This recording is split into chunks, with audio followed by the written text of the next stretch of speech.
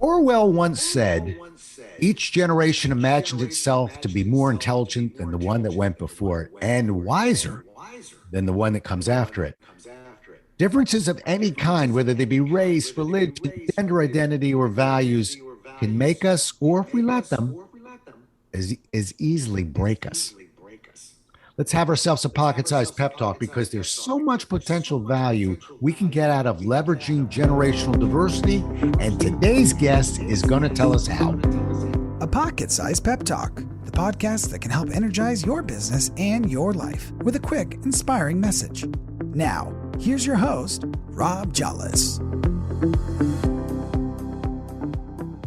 Chris DeSantis is an independent organizational behavioral practitioner, speaker, podcaster, and author with over 35 years of experience working with clients in professional service firms, both domestically and internationally. His new book is Why I Find You Irritating: Navigating Generational Friction at Work.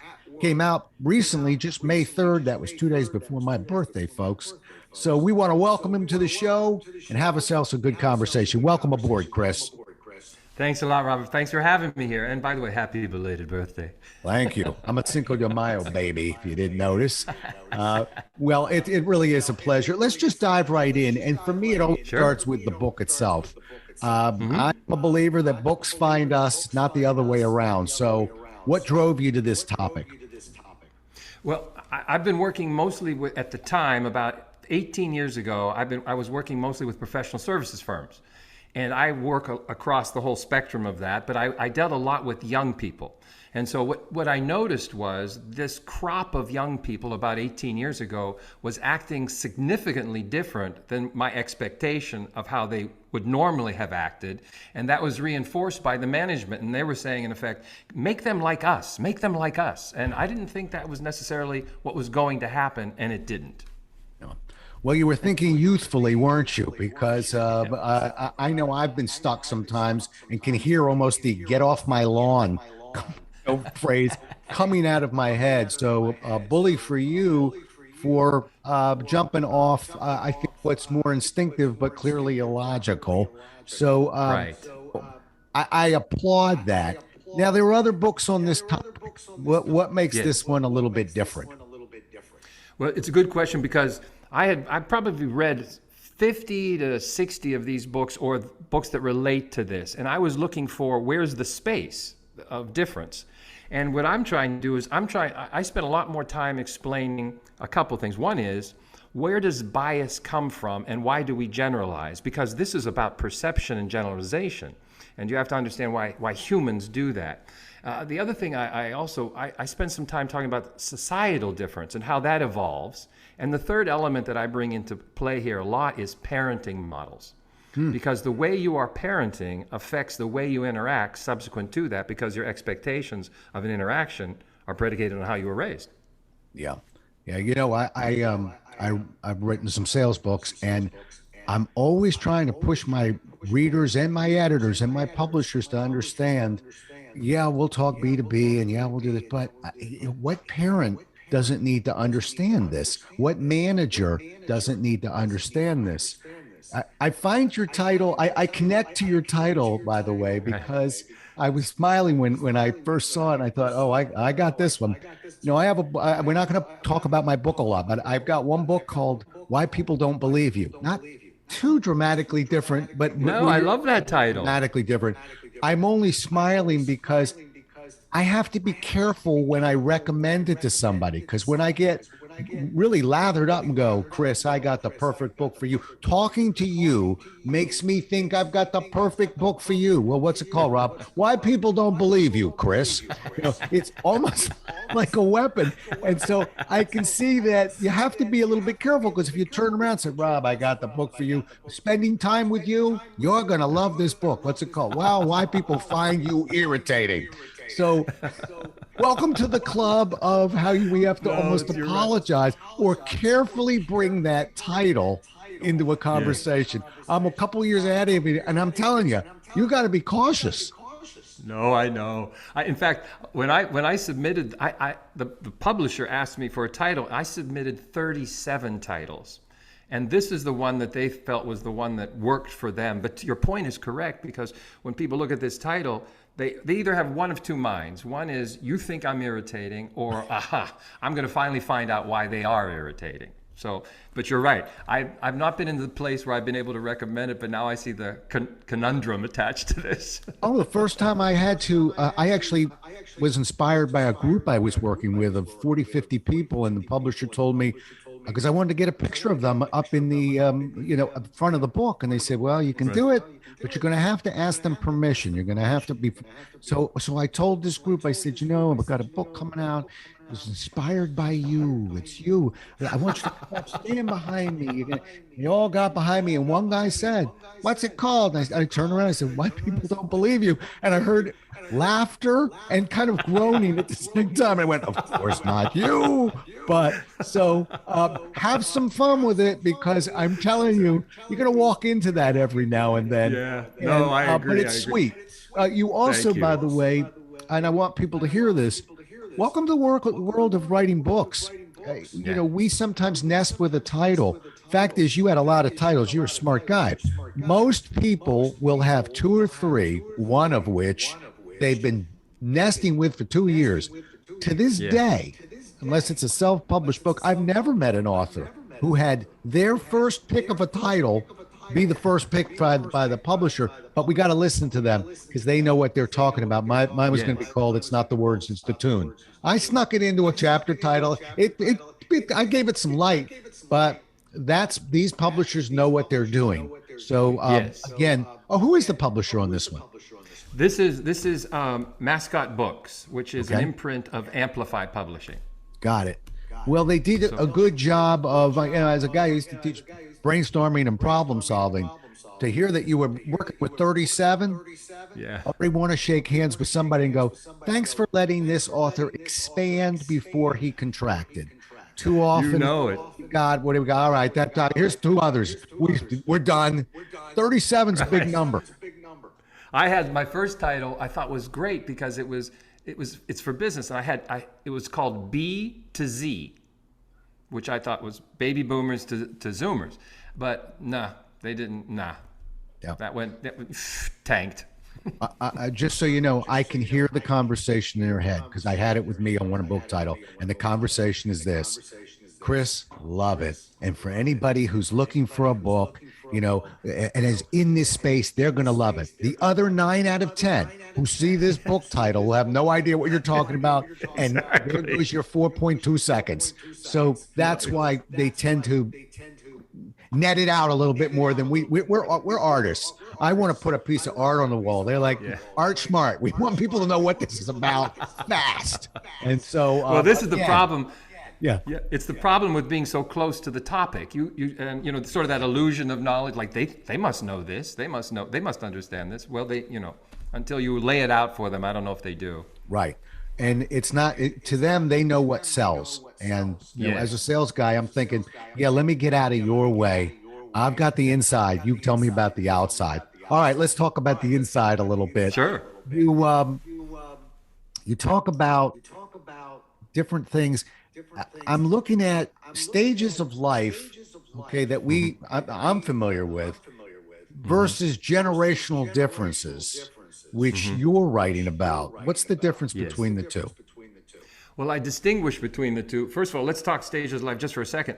There used to be 4, right? You're a child, a young adult, an adult, and an elder. Those were the 4 stages of life. Right. Now, because of the prolongation of adolescence and the extension of life itself, we're living longer, the literature has us now down to 6 stages. The child, the young adult, the emerging adult, the elder, and bonus elderhood. That is 80 plus.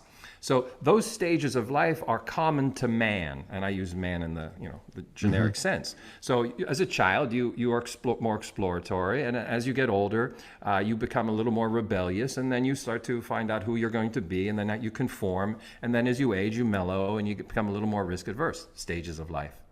Generational differences are predicated on what experiences you had that were unique to your awakening phase of life.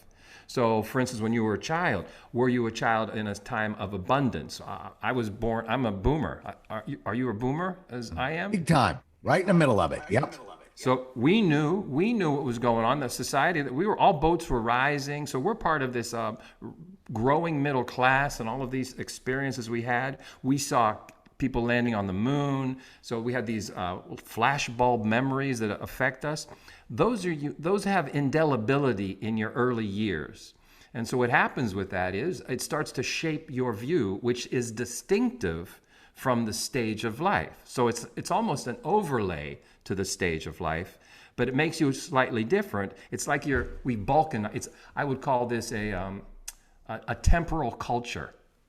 It's unique to our time, if that helps. No, it does help. And I'm smiling because I'm going to steal a line from a financial advisor I saw on a stage one time. But as you talk about the stages, expanding to more numbers there, he said he was talking about Social Security. He said, what killed Social Security was wounding it, penicillin. And, so when I look at these expanding stages, I'm thinking, I think penicillin had something to do with it as well. We're just living longer. And yeah. Because these kids today, I mean, if you have children today, middle class kids, 1 in 3 will live to be over 100. So wow, it's going to be different. It's going to be different. And I'll tell you what else is going to be different. We're probably, although you are self-made, you have a career that is unique to who you are, but it is a single entity that is the arc of who you are over this period of time. These young people might have 3 of those arcs. So they might work for somebody, they might be an entrepreneur, and at some stage they might have this career of returning, giving something back. So it's a little different. Right. I think that's hitting the boomers too. I feel that with me. I sort of saw it with my dad. As he retired, big into the Lions Club, and just started. They started working at a sort of a thrift store that was run by the Lions Club, and they were delivering food to the soup kitchens from the supermarkets and down in Florida, where they retired. And thinking, well, who has time for that? Now, as I move through my stages, I'm thinking. Now I get it. That was just that next stage they went through, but that was the generation. That was the greatest generation. That was the one before us. But I certainly saw that particular stage. And I'm going to shift a little bit. Sure. You talk about something that really hits home for me, and that is when you talk about feedback and performance appraisals, and I guess how one generation hit and another generation hit it. But you don't care for them all that much. And I'm going to tell you right now, nor do I. I'm 30 years on my own, but I worked for Xerox. I worked for CSC. I worked for a couple big corporations. I experienced performance appraisals. Okay. Talk to me about that, because I think you've got a fan. I just want to hear your thoughts on it. Well, here's a perfect example. You said 30 years ago you worked for Xerox. That was sort of a lockstep company. Mm-hmm. And so what you had to do is you had to perform what they wanted you to do. And then they moved you around almost like chess pieces, saying, okay, well, we're going to put you here. We're going to put you here, because you became interchangeable. So you were interchangeable with others because that was, and by the way, you were part of what I will call the covenant. The covenant was, if you do what I tell you to do, the way I tell you to do it, you will have a job for life. So the performance appraisal wasn't a report card per se. It was just sort of, this is what you have to do next year. And this is where you have to live up to next year. So it didn't make you necessarily outstanding or otherwise. In fact, I think it makes us more commoditized, because it makes us so much like anybody else. And so while that worked in that environment, because loyalty was the design that you did not leave that firm, you stayed with Xerox. And so when you stay somewhere and you have this interchangeable sort of abilities, you stay within the framework of that. So the performance appraisal is more smoke and mirrors. It is not a declaration of how we're actually going to develop you and what is outstanding and unique about who you are. So it's different. Yeah. I also found it intimidating. I found it demotivating. It was bring up Xerox, love the company, and you hit it right on the head. You didn't tie your shoe at Xerox without a process. I mean, there's a process for everything. But even the review process was carefully explained that it's 1 to 5. You may get a 5 once in your career, and look at it as a trophy. Well, What if I want to exceed expectations every year? I can only win a trophy once. And what do you do with your more remember it? There's a sales organization.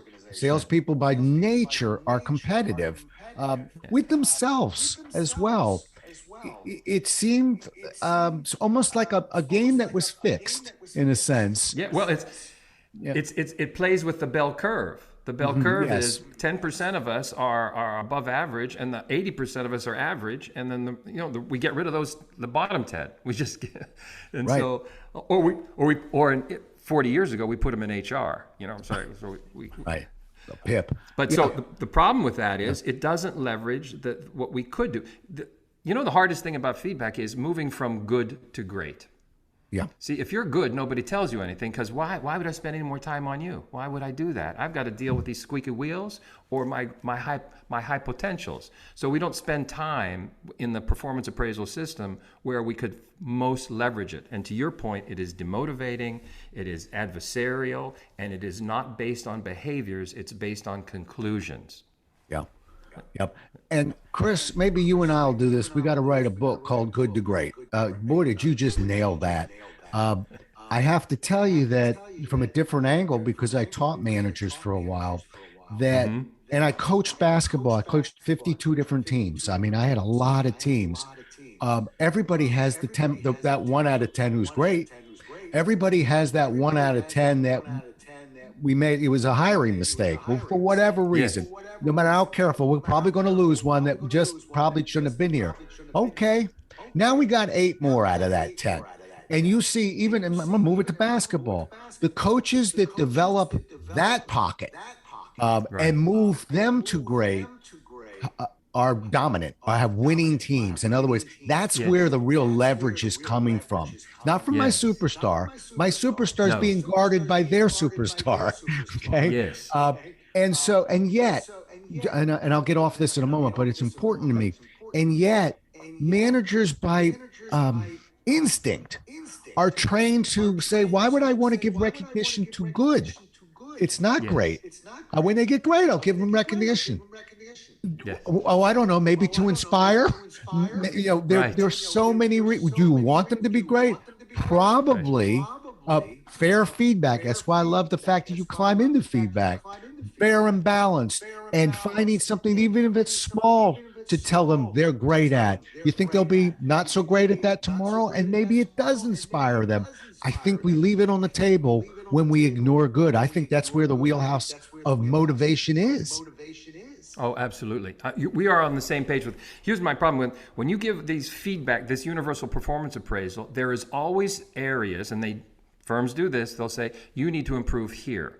Well, now you've diverted me from where I could be great, meaning I'm good at something, and if you just give me a little more time, energy, and opportunity, I can be spectacular in this one area. But you're saying I should divert my resource and attention to come up to some deficit that should only just come up to average to begin with. Why bother? Right. Why bother? I say good enough is good enough in some categories, but excellent is outstanding in others. And that's what we should be playing, because I think work is a team sport, and yet we evaluate you individually. Yeah, that's true. Yeah. Boy, I don't know if you're big on Twitter, but tweet that one. By the way, I'm not that big into Twitter. I'm giving that one to you because it's yours anyway, but that's a great quote. I'd love to see that one around. All right, I'll give you another great quote. Looking at my notes on you, and you talk about embracing lopsidedness.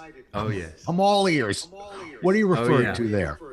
Well, I lifted this term from a book called Different, and she's, I think, Professor Moon at Stanford. And the idea here is some brands that are very successful have a lopsidedness inherent in them. Therefore, like a mini car is small. Rolls-Royce is luxury. Volvo is safety. There's a lopsidedness inherent in the brand. Well, there's a lopsidedness inherent in each one of us.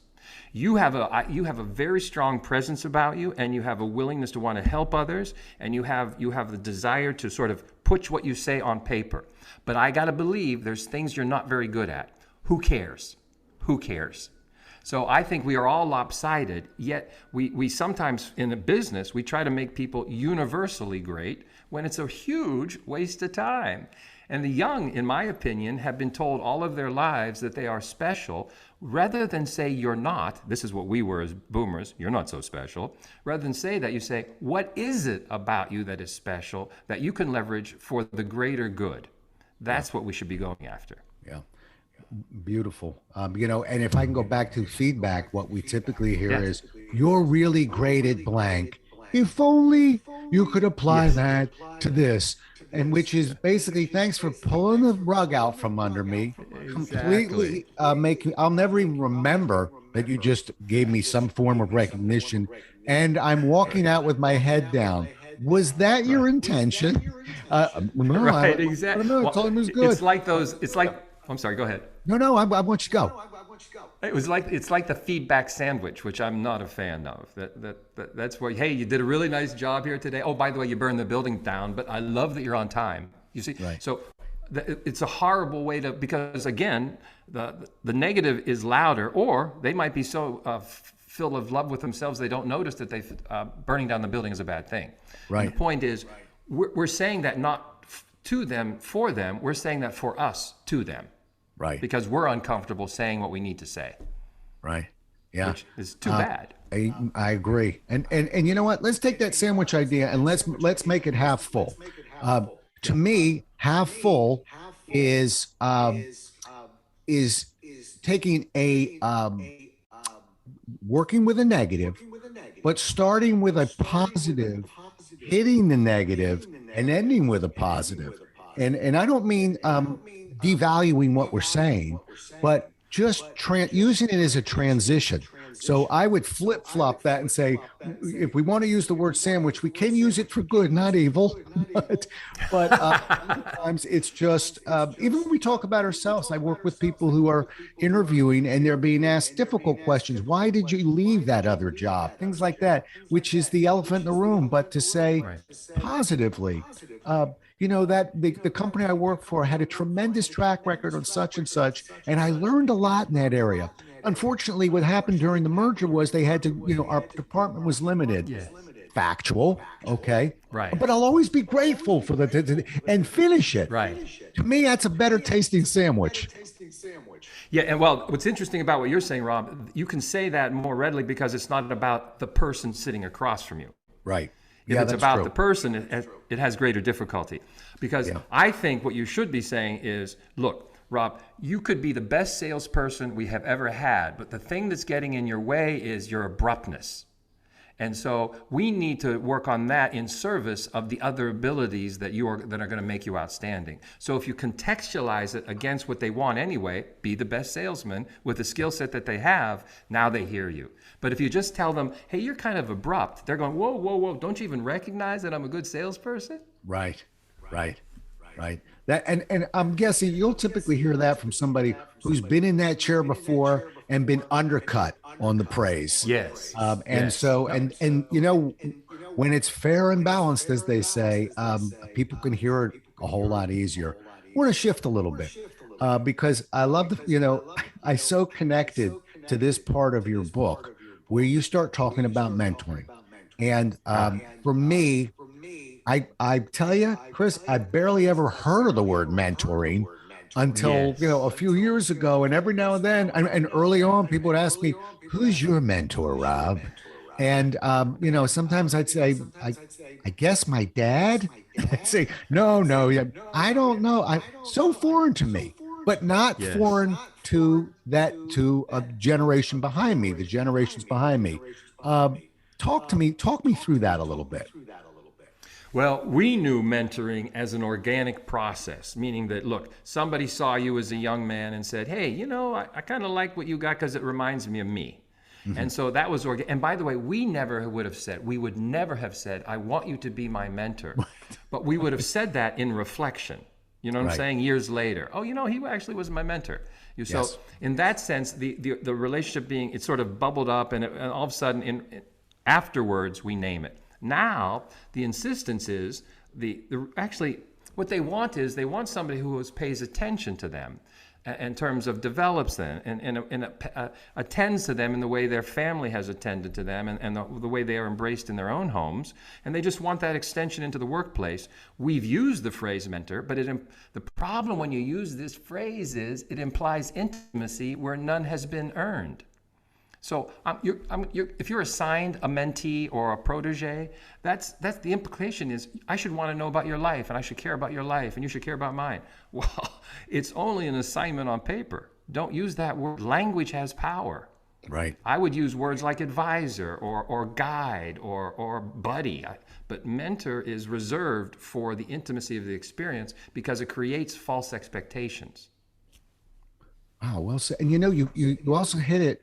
I finally broke down, just like you said, when I was asked about mentor, I had to sort of piece it back, and I went, Larry, first trainer at Xerox. I didn't call him a mentor. No. But he fits the definition. 25 years later, I decided he was my mentor. Yeah, right. We never use this language, And by the way, we also, this is one of the problems, we resent them for wanting this because we felt we had to earn it, and they think they are entitled to it because that's part of the misperception of who they are, the assignation of you're entitled. Right. And I think it's a very unfair accusation of them when it's not necessarily true to all of them, maybe a few, who knows. Right. And yet I have people now who call me their mentor. At first I was a little uncomfortable. I was thinking, does that make me your dad? I don't know. What is that again? But that's the language they're using. The book is called. But it does. I would say this though too. I would ask you this though. Doesn't it feel good to have somebody say, "You are my mentor"? I mean, there is something that's. Oh yeah, no, I'm honored. Responsibility. I'm honored. Yeah, exactly. I'm almost intimidated by it. I don't screw this up. I'm your mentor. That's. In a sense, it's almost like one of my children. It becomes a more intimate relationship to me. The moment they use mentor, I just thought I was giving you some tips. Right. But see, that's the interesting part of the language is that we hear it one way when we are told this, and they have an expectation of that when they walk into that, but they may not get that. Right. So one of my suggestions would simply be define what you mean by a mentor when you enter into the relationship so that you each have the same definition of what you expect of each other. Yeah. Isn't it interesting? If you asked me that question, I sometimes refer to it as executive coaching, which gets into somebody more. I'm not going to tell you how to run your laundromat. I'm getting into your life around that laundromat. And that's a term, in a sense, maybe that's generational now, that I thought I was doing. Right. Well, it's interesting because coaching is probably a subset of mentoring, but I think coaching has greater specificity just by its word. I'm coaching you. Right. Well, okay. So now we have let's hope we're coming through a pandemic, but it certainly has changed us. And I used to, 3-4 years ago, I would laugh when I heard somebody was, working at home. Now we're all, but who's laughing? We found ways to do it. It's effective, but it seems like we're crawling back into more of a hybrid. Yes. Tell me how this is affecting the various generations. Well, let me start with the Gen Xers because they get the least amount of press anyway. I believe they are the only generation designed for a pandemic because they are, if you go with the generalization about who they are, this latchkey kid, self-sufficient, figure it out, that's who they've been. So when they had to transition from the office to the home, they just figured it out. Boomers, we're older and our habits are longer and we're a product of the office. When would we arrive? Early. When do we leave? Late. And we're empty nesters. So this is more disruptive to us because we also have made, by the way, which is another interesting side note, we made our friends at the office. That's who our friends are. We made them. Right. And so what's interesting, senior management today is saying we should all go back to the office. This is boomers. And we are hearing that. Young people are hearing that as an accusation, like you're doing this to me. And they're not doing that. They're saying we're doing this for you. So, but there's a disconnect between these because the young the millennials and the Gen Z, they have an expectation now based on the pandemic. Nothing collapsed. Why shouldn't I have greater flexibility with how I operate? Right. My caution there is very simply, be careful what you wish for, because you could get that. And then what do you become if you are not here? Right. Not only that, but, and you said this, I just want to reiterate it, is that if you asked me about, my corporate experience, 9 out of 10 stories would be the relationships I formed, Yes. the friendships that I had, the things that we did at the office, the pranks we may have played, all of that. I don't play a whole lot of pranks on me in a home office. Right. So we're missing that, and I agree with you. We are. I'll tell you what else we're missing is we're balkanizing our population in the sense that young people don't intermix with people my age as much. So we don't do that. I think there was a book called Fractured that had some ridiculous percentage, something like 6% of us only interact with people younger than 30, who are not related to us. Wow. It's crazy. It's crazy. And the other thing, to your point, the young people need to make their network early in life, and you can't make a network remotely. You have to, you do a better job if you interact, and to your point, make some friends through crucible experiences. Those horrible times that we've had to work really late, right? But we recollect that as one of the better times. Right. Isn't that interesting? I've never really thought about it, but you're absolutely right. Those stressful times where we all had the band together and we were whining the whole time is the first story that we tell, and we don't tell it frowning. We tell it with a proud smile. Yes. That's why I would push past some of this grumbling, because that will turn into a unifying. If we all share the complaint, we're going through a crucible. Right. Yeah. Okay. Last question for you. Sure. We talked about mentors and how, at least for me, and I think you too, generationally, we never saw it coming, but here it is, and it's a term that we're now embracing. How about you? What mentors did you have in your life? Yeah, it's interesting because I've been on my own, not unlike yourself. I've been on my own for probably about 30 years. So I haven't had the luxury of mentors. I've had people that have been helpful, but the mentor, because I think to your point is right about what did they do for me? So for instance, when I was in corporations, then I had people that were helping me. I can remember one man, Tom Green. He helped me. I remember him. And he helped me understand that I wasn't probably perfect for the thing I was doing, but I had a really good gift in one aspect of what I was doing, and he encouraged me. And I thought that was the essence of what you should do. Find what's good about the people that are working for you, and find a situation you can place them in that they can do that. That was my favorite mentoring experience. And I never forgot it. Right. And that was 40 years ago. Right. Mine was, again, with Larry DeMoncus. I never forgot it. It was invaluable, the lessons he taught me. He was the greatest trainer I ever saw, and was so welcoming and warm with his time and his expertise. And yet it took me 3 decades to realize, I think that was my mentor. Other than that, it was my dad. It's amazing, right? If you do it right, you're sort of like this quiet guide, and then the person who's experiencing it doesn't experience it like in the moment necessarily, but they experience it in reflection. Right. And I do have people that double back. I'll get an email or a call sometime. Met you 20 years ago. And you really changed this and that. I'm thinking, what's your name again?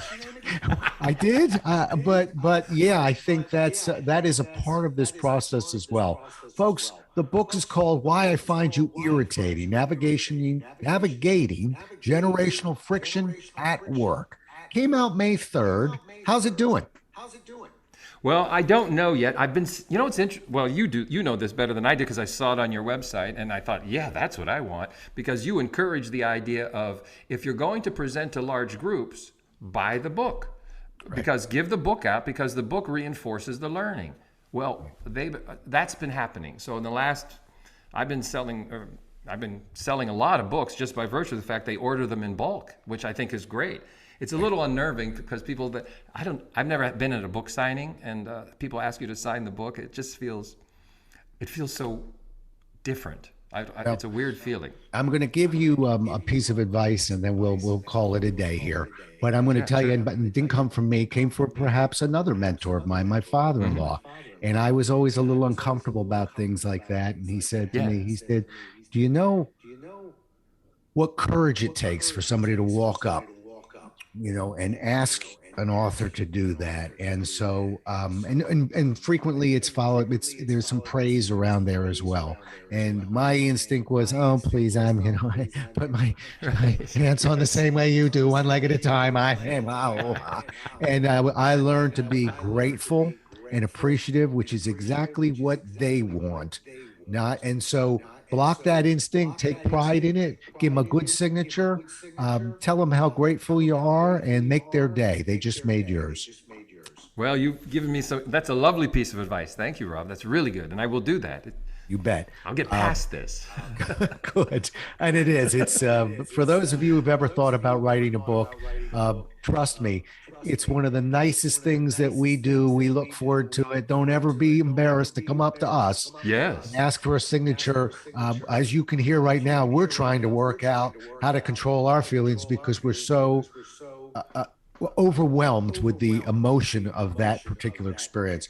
So you're going to buy the book, folks. You're going to enjoy that book, and you're going to write a review on that book, because that's the other than asking a guy like Chris to sign it, the other nicest thing you can do is write a nice review for him. Chris isn't going to ask you, so I'm asking you. Get out there and write yourself a verified review, and you'll have done a really nice thing for another human being. It matters. And so now that's my commercial. Go get that book and take care of our buddy Chris. Because, Chris, I enjoyed the conversation immensely, and I'm grateful to have had you on the show. Thank you, Rob. You've been great. Well, it's a pleasure. By the way, how do people get a hold of you?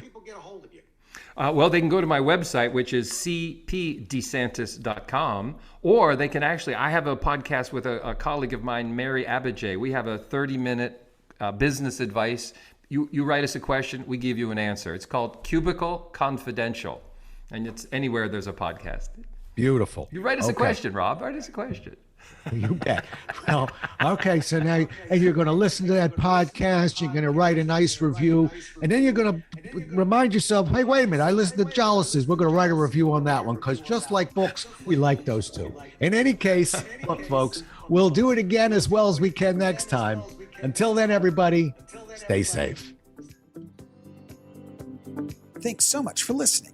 If you enjoyed today's show, please rate and recommend it on iTunes, Outcast, or wherever you get your podcasts. You can also get more information on this show and Rob at jollis.com.